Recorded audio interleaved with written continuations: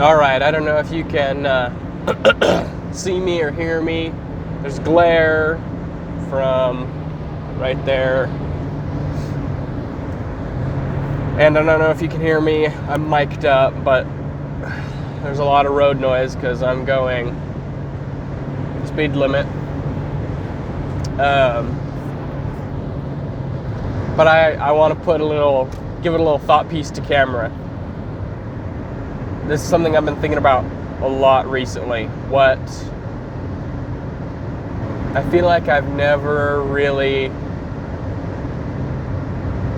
been taught growing up what my role in life is as a man, what my role will be as a father, as a husband, even as a boyfriend before then, I'd argue. What my job is, what my role is in those relationships. That's something I've never or rarely or inadequately so been taught growing up, but stuff I want to know because I've always, ever since I can remember, had overwhelming senses of duty regarding certain things, and this is one of them. I think I've always had a sense that it's my responsibility to be capable. Ever since I can remember, before I was 8 years old, I had a desire to be capable, to be able to respond from a position of strength in primarily emergency situations. Right? And that means being squared away myself, so much so that I can help others. Right? Kind of self-explanatory. I thought I'd say that. So as far as I can tell now, this is my thoughts right now as of 12/17, something like that, on 10 January 23.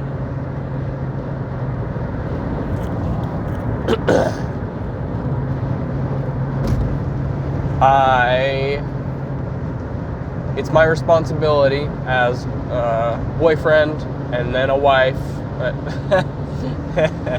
I mean, it's 2023. I can if I want. My responsibility, to a lesser extent as a boyfriend, but then absolutely 100% as a husband, and then more than 100% as a father, is to protect and provide. I know that's repeated everywhere and super basic, but I'll elaborate. Maybe my philosophy differs from tradition a little bit. It's pretty close to traditional. Because we're not at war right now, I don't live in Chicago or LA or New York or something like that. That protection just looks like not letting,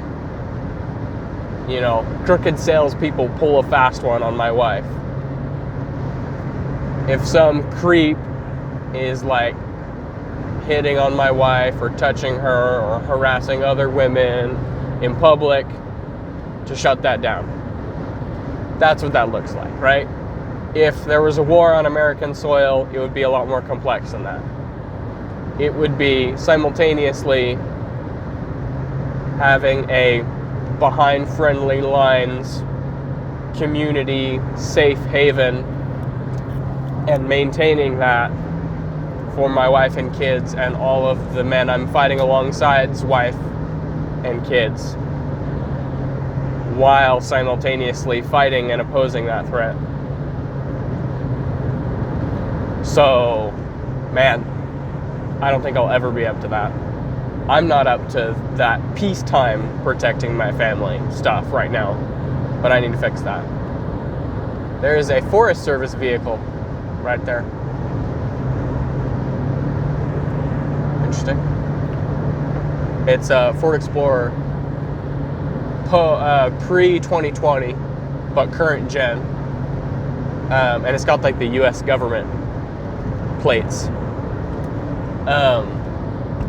And providing, right? So that's insulating them from the world, right? That's the second thing, providing. That's insulating them from the world. That's creating an environment where my wife can not be stressed, can feel comfortable, can be warm at night, can sleep well but at night, has a safe place where her body can be compromised as she's birthing children,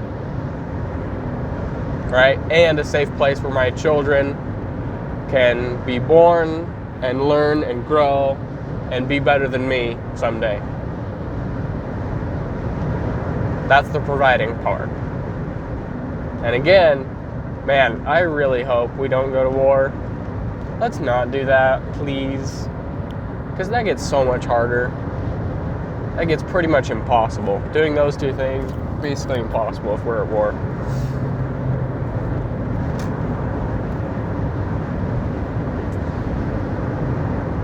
Yeah.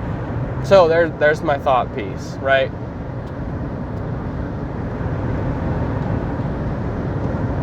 Women are immensely beautiful and sacred. And their role in this life to birth and nurture and raise children is probably the single most valuable thing and aspect of society, right? As mothers, obviously. That's why it's our job as men to support them in that and to create the best environment we can for them to do that in and to help them, right? Women do not raise children by themselves. That is an enormous failure as a father if that's what's happening. They're the primary nurturers for sure because we don't have the hardware or the software in a lot of cases to do that. But our daughters have to know what good men look like. Our sons have to know what good men look like. And even more like details and day-to-day stuff. Actually, they both do, because she has to find a good man someday, right? They need to know, be intimately familiar with, and how to be with good men. So, being a father is immensely important, and we have a huge responsibility for that. A little bit of a tangent. Women, yeah. I don't know.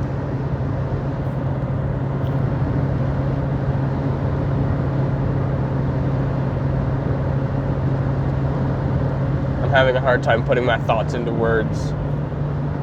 But I have a strong desire to physically protect my person. And I'm sure I will feel that way about my children as well.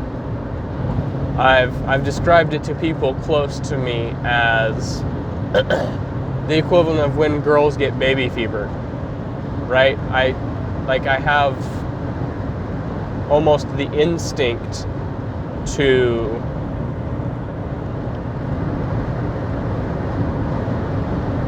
I have the instinct to kind of put my body in between the person I love and danger, right? To kind of hold them, I don't know if you can see me, but hold them and cover them as much as possible to protect them.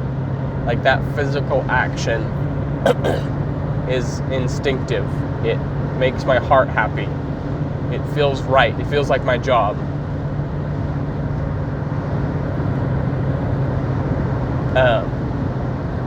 And other similar feelings. That's a good example that illustrates kind of my father fever, something like that. But it feels a lot like how I see and hear described baby fever in women. And it's makes sense. That's the same equivalent. Like, we have an inherent desire, instinct, guidance from the Holy Spirit to do those things. Because that's how society works best. And that's what we need. That's what we need most right now. Strong, healthy families.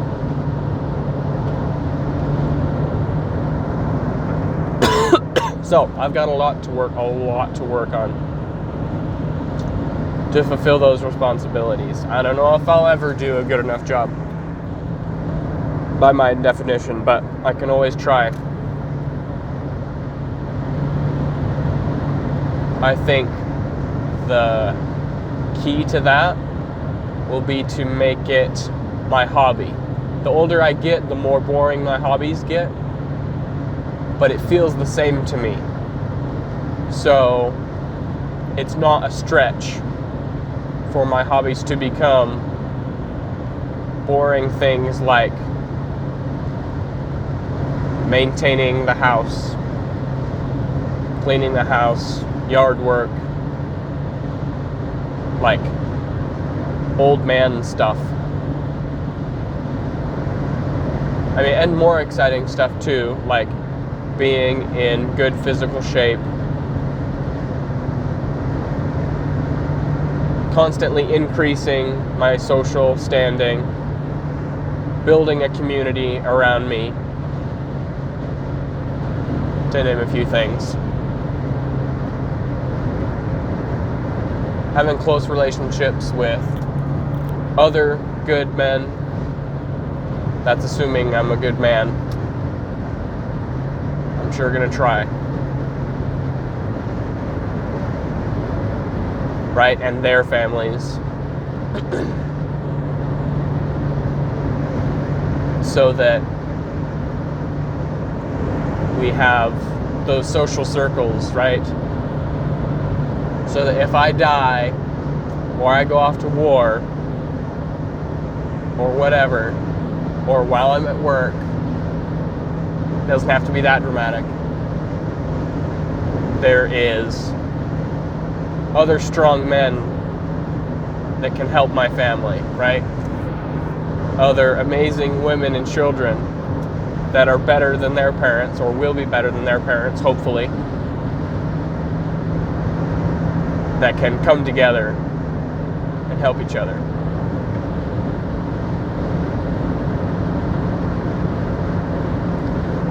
It's been kind of rambly, but that's how it goes. So hopefully all of that can become my hobbies, and I'm getting there. It's happening faster than I'm thinking.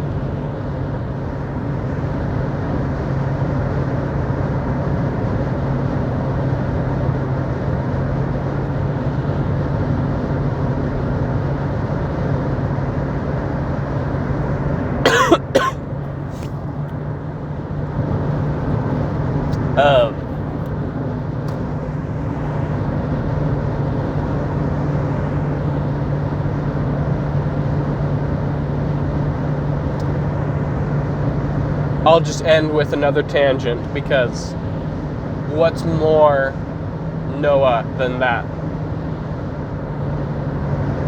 Part of that protecting my family, the most dramatic examples of that involve being physically capable so I can fight, so I can escape, things like that. And some people like to focus on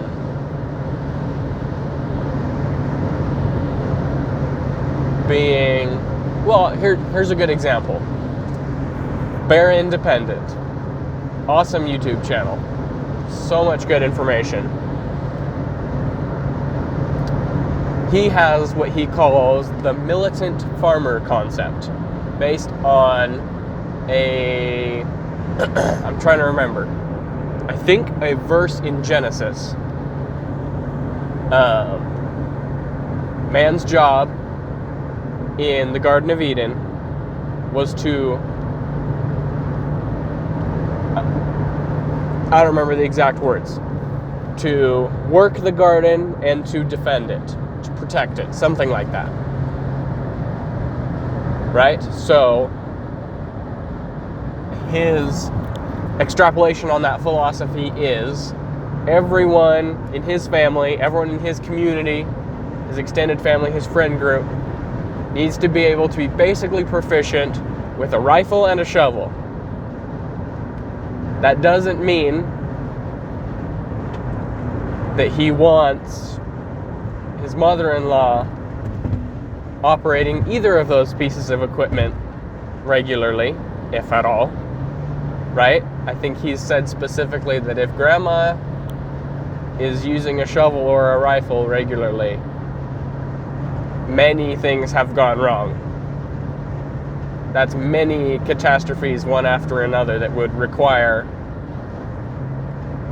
grandma to be using a shovel or a rifle. But he wants everyone to be basically proficient with both of those pieces of equipment.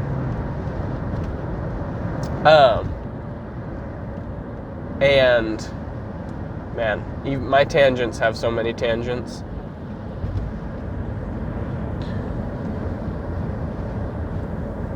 Holy cow. I'm going 45. Oh, there's a snowplow. That's why.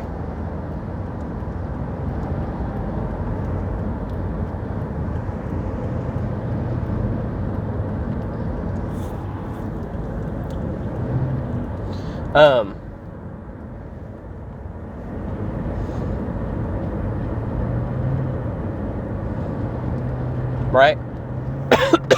And surface level, I like that idea, right? Everyone can do yard work, everyone can contribute to doing service for everyone else. Everyone, we can help neighbors do garden work, and they can help us do siding and whatever. And then we go help grandma do chicken wire around her plants because the deer are getting at them, and right, that. And then we're also looking out for each other. That's the more defensive side of it. But, and here we're finally circling back around to the original tangent that I'm ending with. In our civilian context, right, we're not combat engineers. We're not doing an 8-hour shift working on the house, and then half of us are doing a third of us are doing an 8-hour shift on the house, while another third of us are doing an 8-hour shift guarding the people that are working on the house, and the third group of people, which are sleeping, right? We're not doing that thing,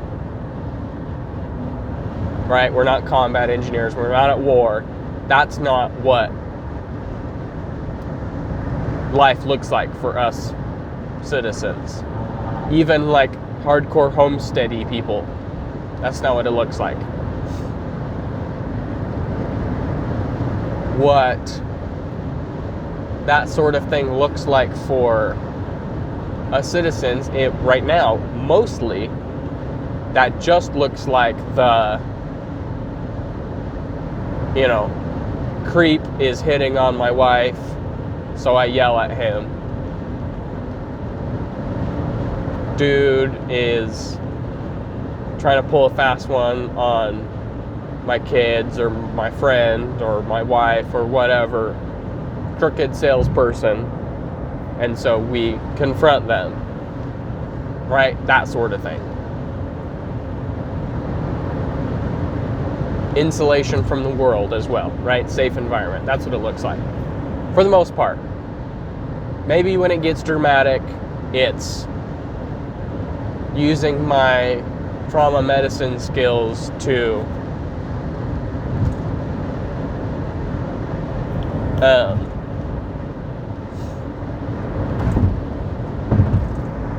it may be as simple as just to prevent injuries from being worse. Taking a really bad injury to a moderately bad injury. Right? If someone's using a chainsaw and they get hurt, or a chop saw, table saw and gets hurt, or a car accident and gets hurt, maybe if you get like super dramatic on those, it's saving a life, right? They're out in the middle of nowhere and get in a car accident, or they live out in the middle of nowhere and it's a serious injury from the chop saw or the chainsaw, or they run over their leg with a tractor, or heck, what's his first name? I don't remember his first name. Parsons in Teton Valley. He lived in Victor. He had an accident with heavy equipment. The bucket of a skid steer or something. And he died. Stuff like that. Right, if we want to get more dramatic.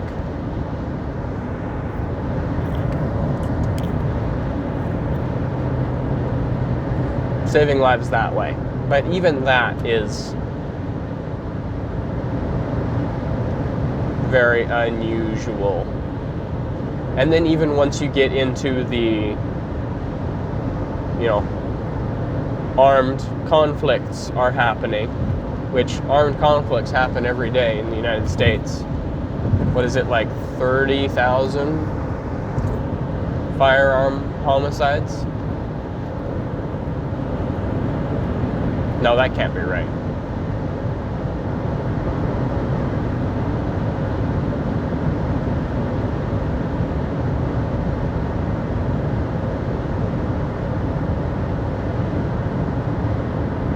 I don't remember. 3,000. No, I think it's 3,000. 3,000 firearm homicides. I don't know. That's pretty rough. Plus or minus like 10,000. Probably, maybe it's more like 20,000, 15,000. I don't know. There's a lot of firearm homicides in the United States, right? The primary homicide medium weapon, I don't know what you'd call it, in the United States by a lot is a handgun, right? I think the least, which makes sense if you understand how inner city stuff works, right? Everyone's got Glocks with auto switch or auto sears, and when they make rap songs about it, they call them switches. That's why I said auto switch. Everyone's got Glocks with auto sears, so of course they're all going to be handgun homicides, right? I think rifles are the least used.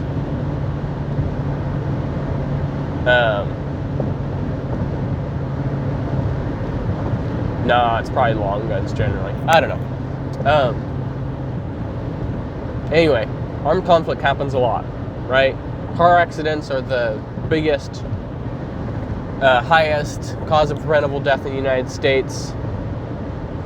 The highest cause of short-term preventable death in the United States. The other ones are long-term preventable if you don't eat garbage and you work out. But that's not a fast enough fix for us, right?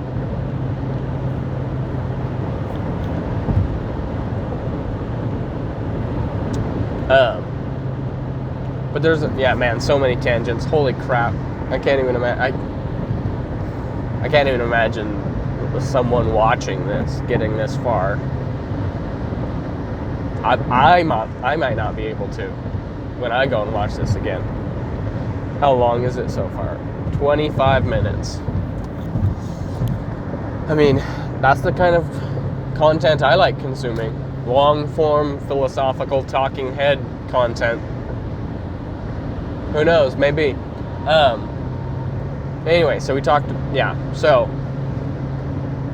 If we're getting dramatic as massive arterial hemorrhage from a vehicle accident, or I guess I'm going to continue using the chop saw, table saw, chainsaw accident example, right? That's a situation where that's probably the most, or one step down from the most dramatic thing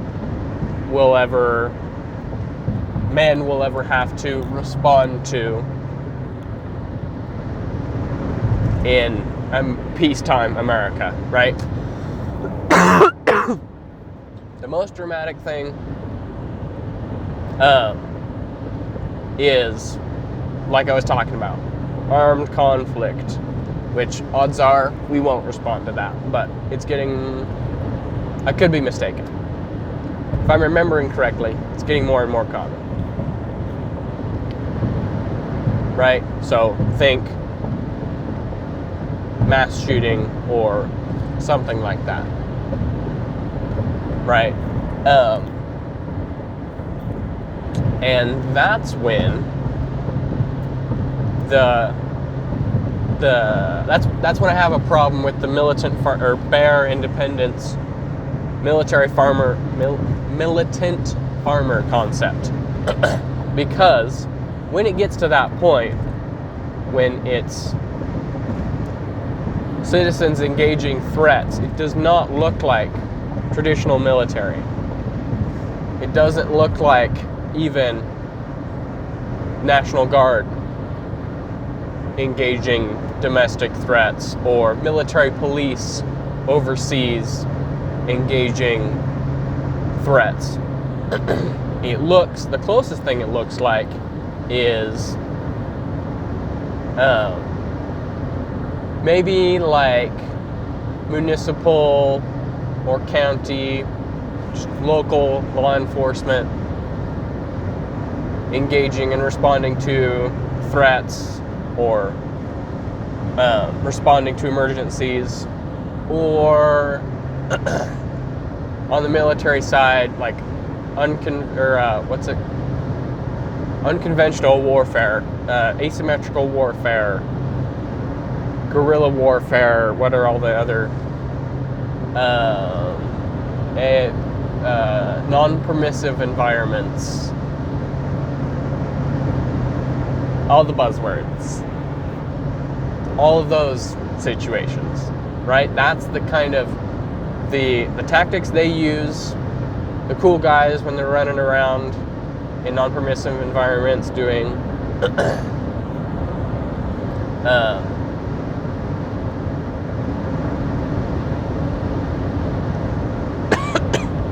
can't remember the difference between black operations and ghost operations, but not even stuff like that, just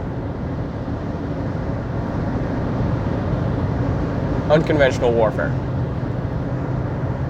That's the tactics they use, the equipment they use. That's what's most similar to what's practical in a civilian context.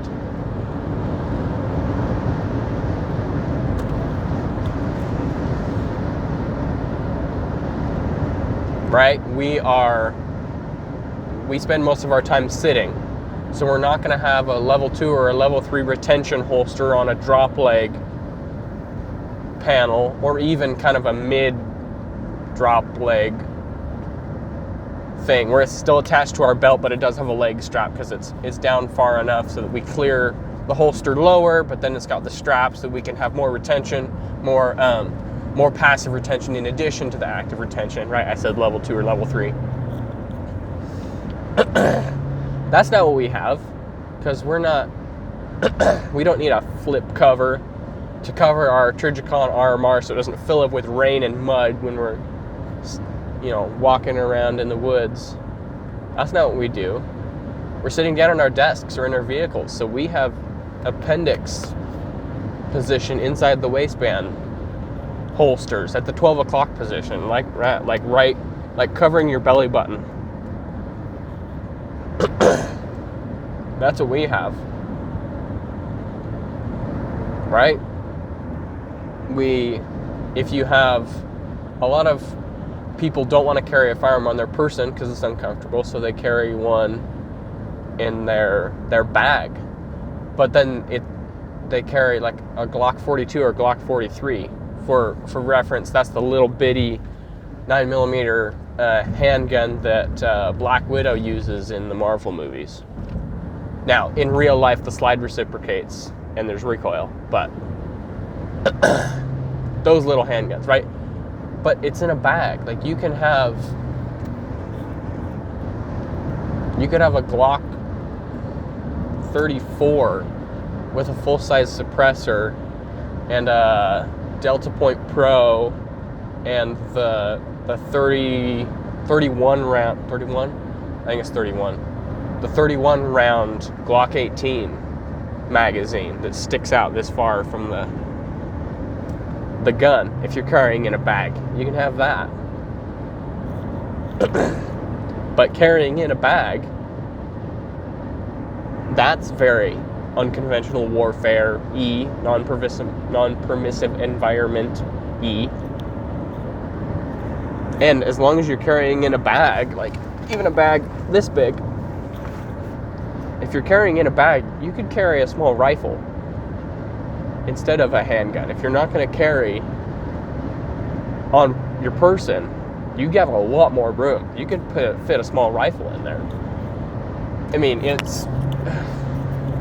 I guess you could do a semi-automatic submachine gun. That's very 90s. I mean, that's not super practical anymore now that short-barreled rifles are as awesome as they are. But yeah, if you want to be retro, yeah, you could have a small MP5 or an MP5K or any folding stock submachine gun that's semi-auto only, because, you know, the National Firearms Act. Not going to go down that rabbit hole. Which kind of defeats the purpose of a submachine gun if it's not full auto. But you can do that. Right? If you're carrying a firearm in a bag, you've got a lot more options. It would make more sense to have a short-barreled rifle, especially using rounds that are designed for short barrels, because then you get way more muzzle energy, way better ballistics, and actually less recoil out of those rounds, because the recoil impulse is different because it's direct impingement or piston instead of direct blowback. So there's no downsides.